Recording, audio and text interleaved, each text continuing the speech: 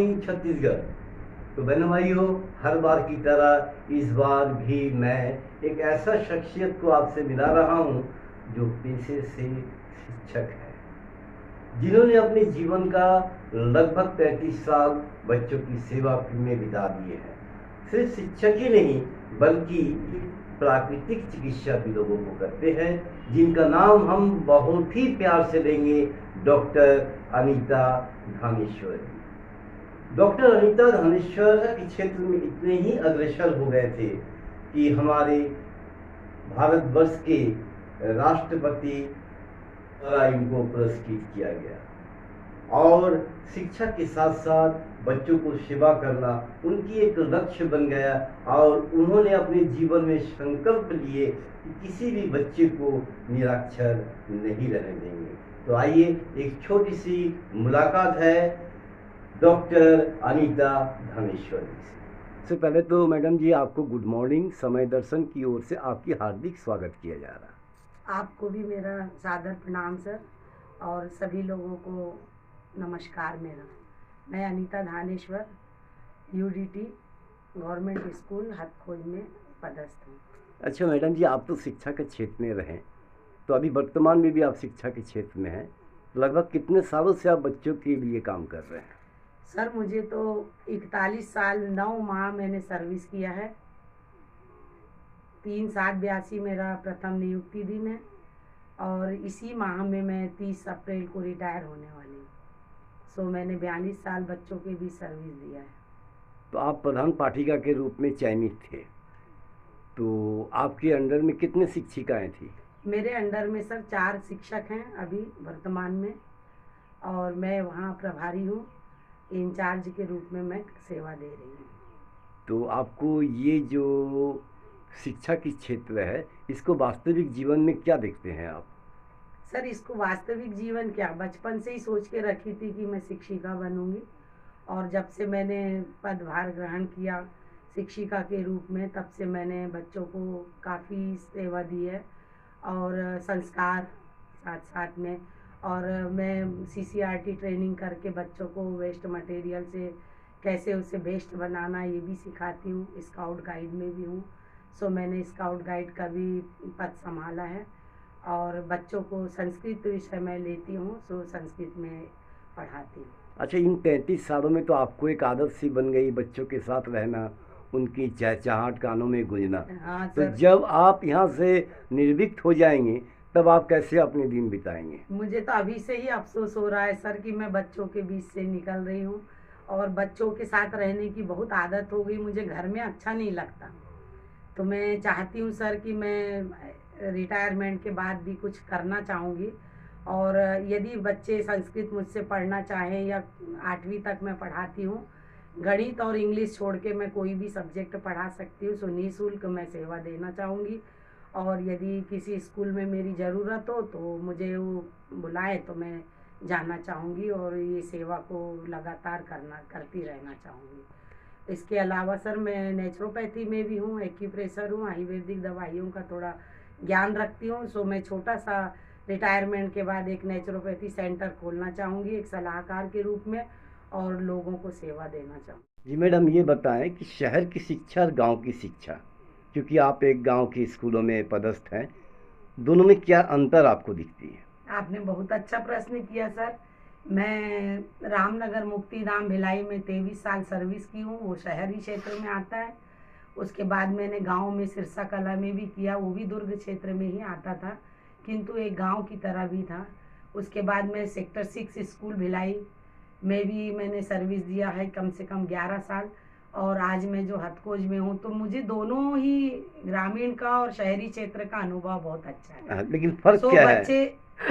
बच्चे सर, मैं तो बच्चों में मैं एक समानता ही की दृष्टिकोण से आज तक रही हूँ। तो पूरे भारत का स्कूल मेरे लिए एक जैसा लगता है, सो मुझे कोई अंतर नहीं दिखा। लेकिन गांव के स्कूलों में जो कमियां होती है ना सर, जैसे खेल कूद की दृष्टि से हो, योगा की दृष्टि से हो, और भी अन्य दृष्टिकोण से हो, तो उन लोगों को थोड़ी और आवश्यकता है सर उनकी गुणवत्ता को बढ़ाने के लिए। शहर में तो ये सब कुछ प्राप्त हो जाता है, थोड़ा पालक बालक और टीचर मिलके यदि बच्चों को ज्ञान दे। जी ऐसा बताएं कि आप जब राष्ट्रपति पुरस्कार लेने के लिए दिल्ली गई थी तो आपको कैसा महसूस हुआ था? हाँ सर, वो दिन याद दिला दिया आपने। जब मैं दिल्ली गई थी राष्ट्रपति अवार्ड लेने के लिए, पहले तो नॉमिनी होता है तो बहुत खुशी होती है सर, और किसी को थोड़ा दिन बताना नहीं रहता तो खुशी को दबाना भी रहता है। लेकिन जब ऐसा अवसर आया कि हम दिल्ली गए तो केवल मेरे हस्बैंड को और मेरे को ही अलाउ था, तो मैं अपने पति के साथ गई थी सर। जब मुझे ये अवार्ड मिला तो मैं अपने पति को ही देख रही थी सर कि थैंक यू बोल रही थी दिल से, thank God and thank my husband. और मैं उनके तरफ देख भी नहीं रही थी। खुशी तो बहुत थी सर मिलने की। और वहाँ पर पूरे भारत के लोगों से, भारत के से केवल शिक्षक शिक्षिका ही नहीं थे, वहाँ कुछ क्लर्क लोग भी थे और भी लोग थे सर, जिनको अपने अपने कार्य क्षेत्र में उनको राष्ट्रपति पुरस्कार मिला हुआ था। तो उन सब से मिलकर सर बहुत ही ज़्यादा प्रसन्नता थी और बहुत मन में खुशी था और मुझे बहुत अच्छा महसूस हुआ। और हम लोगों ने 3-4 दिन का समय जो था बहुत एंजॉय किया सर। बड़ी होटल में रहने का मौका मिला, जो पहली बार था मेरे लिए, और बहुत आनंद की अनुभूति हमने प्राप्त की सर। वहाँ विभिन्न प्रकार के लोगों से मुलाकात हुई, अनेक भाषाओं, अनेक बोली भाषाओं वाले अलग अलग क्षेत्र से लोग आए थे, उनसे मिलकर बहुत आनंद। ये एक सवाल और था, आप एक अच्छी शिक्षिका है, अपनी जीवन को समर्पित शिक्षिका में किए, लेकिन एक शिक्षिका से थोड़ा सा हट करके आप खाना रोजाना के ऊपर भी ध्यान दिए, जिसमें कि मुझे जानकारी मिली कि आप दैनिक भास्कर के एक शो में अवार्ड भी लिए थे जी। तो आपने चोकर की शायद कोई बर्फी बनाई थी। जी जी। तो ये अचानक एक शिक्षिका से खाना खजाना में आने की तात्पर्य क्या है? सर मैं पेपर पढ़ती थी उस समय बहुत, तो पेपर में मैंने देखा कि उसमें कुछ बनाने से आपको प्राइज़ मिल सकता है। तो मेरे बाबूजी थे सर, हमारे ससुर जी, उन्होंने मुझे एक बार बताया था कि नेचुरोपैथी सेंटर वहाँ नकपुरा में उन्होंने चोकर की बर्फ़ी खाई थी। सो मुझे बताया कि अनीता तुम भी चोकर जमा करो गेहूं के आटे का और उससे बर्फ़ी बनाओ। तो मैंने सर वो गेहूं के आटा छान के उसका चोकर जो लोग फेंक देते हैं उसको मैंने एकत्रित किया और उसमें भून कर उसको थोड़ा सा घी डालकर, हल्का सा घी गुड़ डालकर और मेवा डालकर उसकी बर्फ़ी तैयार की सर। और उसी की रेसिपी मैंने दैनिक भास्कर में भी ऐसे ही डाल दी सर कि कुछ तो है नहीं। और इससे लाभ ये होता है सर कि पेट भी साफ़ होता है, कॉन्स्टिपेशन के लिए बहुत अच्छा होता है। और ये चोकर जो होता है वो रवेदार में आता है, इसलिए पेट भी साफ़ होता है और हेल्दी भी है, इसलिए मैंने इसको बनाया सर। और प्रथम पुरस्कार मुझे प्राप्त हुआ। सबसे पहले मेरे देवर श्री रविंद्र धानेश्वर जी ने मुझे बधाई दी, तो मुझे लगा किस चीज़ की बधाई दे रहे हैं, तो बोले अरे पेपर नहीं पढ़े, आज आपको मैंने प्रथम पुरस्कार प्राप्त हुआ है। मैंने कहा अरे मुझे तो पता ही नहीं है। और इस प्रकार सर धुप्पल में मुझे वो भी प्राप्त हो गया। बहुत बहुत धन्यवाद आपको। प्राकृतिक चिकित्सा है क्या चीज़? प्राकृतिक चिकित्सा सर ऐसी चिकित्सा है जो सारी चिकित्साओं से सबसे पहले की चिकित्सा कहलाती है, यानी बहुत पुरानी पद्धति है। जब पैथोलॉजी नहीं था, डॉक्टर नहीं थे, वैद्य और इस प्रकार यानी कोई भी चिकित्सा नहीं थी, उसके पहले की ये चिकित्सा। प्राकृतिक का मतलब ही प्रकृति के द्वारा चिकित्सा। तो जिस प्रकार सर हमारा शरीर 5 तत्वों से मिलकर बना है, उसी प्रकार सर हमारे शरीर में यदि कोई भी एक भी तत्व की कमी हो या अधिकता हो तो बीमारी हो जाती है या तबीयत खराब हो जाती है, जिसको हम रोगी बोलते हैं। तो उनकी चिकित्सा, जैसे आप साइकिल यदि आपकी खराब हो जाए तो आप साइकिल की ही दुकान में जाएंगे, यदि कोई जेवर खराब हो जाए तो आप सोनार के ही पास जाएंगे, यदि कोई फर्नीचर आपका टूट फूट हो जाए तो आप कारपेंटर के ही पास जाएंगे सर, ये बढ़ई का ही काम उससे होगा। तो इसी प्रकार हमारा शरीर भी तो 5 तत्वों से बना है, तो क्यों ना हमारी चिकित्सा भी उन्हीं चीज़ों से हो जिनकी कमी या अधिकता हो गई।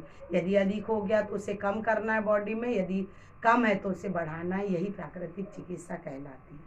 मैडम जी, आपको ये सुनने में आया है कि आपको राष्ट्रपति जी प्रणब मुखर्जी जी से भी सम्मान मिला है, ये कब मिला था और क्यों मिला सर? था? ये सम्मान मुझे 5 सितंबर 2011 को मिला है और 12 में हाथ में हम लोग पाए हैं। और इस प्रकार मिला है, इस कारण मिला है मुझे, बिना कारण के किसी को राष्ट्रपति सम्मान नहीं मिलता। ये बहुत कम लोग जानते हैं कि कोई ना कोई एक सब्जेक्ट होता है, विषय होता है जिसके द्वारा हमें प्राप्त होता है।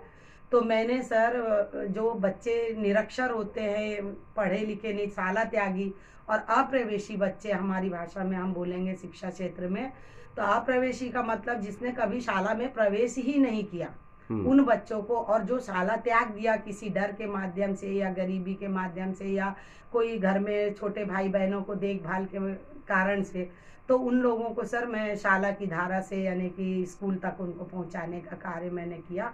इसी विषय में मुझे ये पुरस्कार प्राप्त हुआ। उसके अलावा तो आपको बता दिया मैंने कि मैं स्काउट गाइड में भी हूँ और प्राकृतिक चिकित्सा, नेचुरोपैथी और इससे भी सब जुड़ी हुई हूँ। उसके अलावा भी मैं वृद्धाश्रम और ऐसे छोटे छोटे सामाजिक कार्य करती हूँ सर। तो ये राष्ट्रपति पुरस्कार के अलावा और कोई पुरस्कार आपको मिला है? हाँ सर, पुरस्कार तो बहुत मिला है। देखिए फोटो है मेरे सामने में, ये सब केरला समाजन में मैंने भाग लिया सर, और ये सब बच्चों को मैंने भाग के लिए उनके लिए लेके गया। जैसे भिलाई विद्यालय से, देखिए भिलाई विद्यालय का फोटो है, यहाँ से करीब 40 बच्चों को मैंने वहाँ इन्वॉल्व किया। इंदिरा गांधी स्कूल, लोक भारती स्कूल और हमारे स्कूल से भी कुछ बच्चों को वहाँ प्रोग्राम के लिए मैंने लिया। और ये जो सारे पुरस्कार आप देख रहे हैं सर, मानव सेवा संस्थान से भी मैं जुड़ी हुई हूँ और इस प्रकार मैं सभी लोगों के लिए भी काम करती। भिलाई विद्यालय के लिए भी मैंने काफी समय तक सर उनके बच्चों को, हॉस्टल के बच्चों को पढ़ाया भी है, योग भी सिखाया है और भजन आदि भी सिखाने का काम करती और आहार पर भी उन्हें ज्ञान देती हूँ। तो हमारे दर्शक गण के लिए आपको कोई संदेश देना चाहेंगे? मैं सभी दर्शक गण जो मुझे देख रहे हैं या सुन रहे होंगे, तो मैं उन्हें सर्वप्रथम उन्हें सादर प्रणाम करते हुए नमस्कार करती हूँ और मैं उनसे यही संदेश देना चाहती हूँ कि सर्विस करते हुए मैंने इतना सारा कार्य किया है। लोग पूछते हैं आप कैसे कर लेती हो ये मीटिंग। सर मैं छत्तीसगढ़ कर्मचारी संघ में जिला अध्यक्ष के पद पर भी हूँ और बहुत सारे ऐसे क्षेत्र हैं, जैसे इंटरनेशनल नेचुरोपैथी ऑर्गेनाइजेशन की मेंबर हूँ, सो वहाँ का शिविर भी मैंने ज्वाइन किया हुआ है। फिर छत्तीसगढ़ प्राकृतिक चिकित्सा परिषद रायपुर में भी मैं उपाध्यक्ष के पद पर हूँ, वहाँ की भी मीटिंग मैं हमेशा ज्वाइन करती हूँ सर। इस प्रकार मैंने बहुत सारे कार्य करते हुए अगर मैंने सेवा दिया तो मैं सभी शिक्षक एवं शिक्षिकाओं से निवेदन करूँगी कि वो लोग भी ये सेवा में रहते हुए अन्य कार्य भी कर सकते हैं। जब मैं अपना परिवार छोड़कर हरिद्वार गई हूँ सर, रामदेव बाबा जी के यहाँ पर योगा सीखने के लिए, और मैं योग प्रशिक्षक का कार्य भी करती हूँ सर। और इस प्रकार मैंने बच्चों का भी मुझे साथ रहा और सभी का साथ रहा। इस प्रकार आप सभी का परिवार भी आपको साथ दे और आप लोग भी आगे बढ़े। मैडम, मेरे जहन में एक और सवाल था। आपके कपड़े, आपकी सुंदरता, ये सारी चीज़ को देख करके लग रहा है कि आप श्रृंगार के बहुत ज़्यादा शौकीन हैं। सर मैं सन 2003, पहले मैं बहुत सीधी सादी थी सर, लेकिन 2003 से ना सर मैंने पढ़ा कि किस दिन कौन से कपड़े पहनना चाहिए जी। तो इस प्रकार दिन के अनुसार सर मैं कपड़े धारण करती हूँ। जैसे आज शनिवार है तो आप देख रहे हैं मैंने चेस्ट में यानी कि ऊपर मैंने नीला कपड़ा पहना हुआ है और ये माला जो है स्फटिक की, प्योर स्फटिक की माला है और इसको शनिवार के ही दिन हम धारण करते हैं सर। तो इस प्रकार मैं दिन के अनुसार कपड़े पहनती हूँ और सांस्कृतिक प्रोग्राम में अधिक समय बिताया मैंने अपने जीवन का, जैसे स्कूल में भजन गाना और बच्चों को गीत सिखाना आदि, और सांस्कृतिक कल्चरल प्रोग्राम से देखिए आप मैंने अवार्ड लिया हुआ है। मुझे सुआ गीत में, जस गीत में प्राइज मिला हुआ है केरला समाजम से, फर्स्ट प्राइज, सेकंड प्राइज। तो इस प्रकार सर मैं ऐसे सज धज के ज़्यादा रहना पसंद आजकल करती हूँ और रहती हूँ। और सन 2003 से मैंने सर अपने आप को बदला है और इस प्रकार मैं दिन के अनुसार कपड़े पहनती हूँ, क्योंकि दिन का स्वामी जो रहता है, जैसे सोमवार का स्वामी चंद्र है तो मैं उस दिन वाइट कपड़े पहनती हूँ, मंगलवार का स्वामी मंगल है तो मैं लाल या गुलाबी ऐसे कपड़े पहनती। इस प्रकार मैंने सभी दिनों के अनुसार अपने आप को, माला भी ऐसी मालाएं भी मैं बदल बदल के पहनती हूँ सर और मुझे अच्छा लगता है। थैंक यू मैडम, आप एक अच्छी शिक्षिका हैं, अच्छी माँ हैं, अच्छी पत्नी हैं, साथ में एक अच्छी समाज सेवी है। तो ये सारे के साथ आप अपने जो धर्म है उसमें भी आप जुड़े हुए हैं, यानी आप धार्मिक प्रवृत्ति के हैं। तो आज के दिन को आप कैसा देखते हैं? आज का दिन सर, आपने कहा कि मैं अच्छी एक, आपने पुत्री और बहू का नाम नहीं लिया सर, तो मैं एक अच्छी पुत्री रही उसके बाद एक अच्छी बहू भी बनी, फिर माँ बनी, फिर पत्नी के बाद माँ भी अच्छी बनी हूँ सर। और ये सब देखते हुए आज पंचमी का दिन है, दुर्गा पंचमी का दिन है, स्कंद माता का दिन है आज। तो मैं स्कंद माता की तरह ही अपना जीवन निर्वाह करना चाहूँगी और इस प्रकार मैं माँ के रूप में भी अच्छा कार्य करना चाहूँगी और एक समाज सेविका के रूप में भी और एक डॉक्टर के रूप में भी सेवा देना चाहूँगी। आपको बहुत बहुत धन्यवाद। आपने अपना कीमती समय हमारे समय दर्शन को दिया। ईश्वर से आपकी मंगल की कामना करेंगे और इसी के साथ आपसे इजाज़त लेते हैं। मैं आपकी बहुत आभारी हूँ सर कि आप मेरा इंटरव्यू लेने के लिए मुझे चयनित किया हुआ है और ये मैं हमेशा आपको सर धन्यवाद याद करती रहूँगी और आपका बहुत बहुत शुक्रिया, धन्यवाद जो आपने मेरा इंटरव्यू लिया। Thank you so much. तो बहनों भाइयों, आप सभी ने अनीता धनेश्वर जी का बातें सुनी, शायद आप सभी को बहुत ही अच्छा लगा होगा। इसी तरह अगले बार फिर एक नई शख्सियत के साथ आपको परिचय कराएंगे। तब तक दीजिए इजाजत शुभीर कुमार को समय दर्शन से। न्यू वीडियोस की अपडेट पाने के लिए सब्सक्राइब करें समय दर्शन न्यूज को और बेल आइकन को दबाएं। आप देख रहे हैं समय दर्शन न्यूज चैनल।